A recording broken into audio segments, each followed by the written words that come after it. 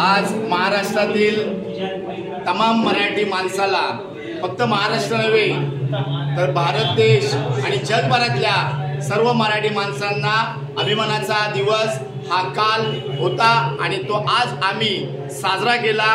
आज आम्ही मराठी भाषेला अभिजात भाषेचा दर्जा मिळाल्यामुळे भारतीय जनता पार्टी शिवडी विधानसभेच्या वतीने आम्ही आज या लालबागमध्ये मराठी भाषेला अभिजात दर्जाचा जल्लोष साजरा केला।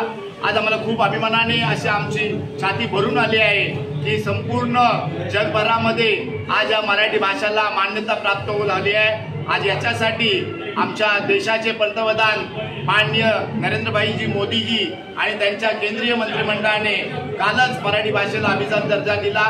परंतु याच्यासाठी आमचे महाराष्ट्राचे लाडके उपमुख्यमंत्री माननीय देवेंद्रजी फडणवीस हे मुख्यमंत्री असल्यापासून त्यांनी ह्या मराठी भाषेला अभिजात दर्जा मिळण्यासाठी पाठपुरावा आणि मागणी करत होते आणि आजच्या या महायुतीच्या सरकारमध्ये माननीय एकनाथजी शिंदेजी आणि देवेंद्रजी फडणवीस उपमुख्यमंत्री अजित पवार या सगळ्यांच्या पाठपुराव्यामुळे आज आपल्या देशात जे मराठी भाषेला अभिजात दर्जा मिळाला त्याच्यामुळे येणाऱ्या काळामध्ये मराठी माणसाची मान ही देशात नव्हे तर संपूर्ण जगभरामध्ये उंचावली जाणार आहे।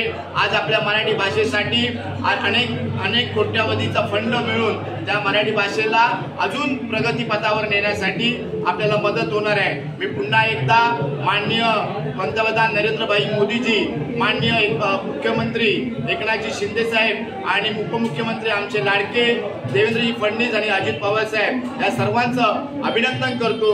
या आमच्या भारतीय जनता पार्टी शिवडी विधानसभेच्या वतीने आणि लालबाग परेलकरांच्या वतीने मी त्यांचं पुन्हा एकदा अभिनंदन करतो।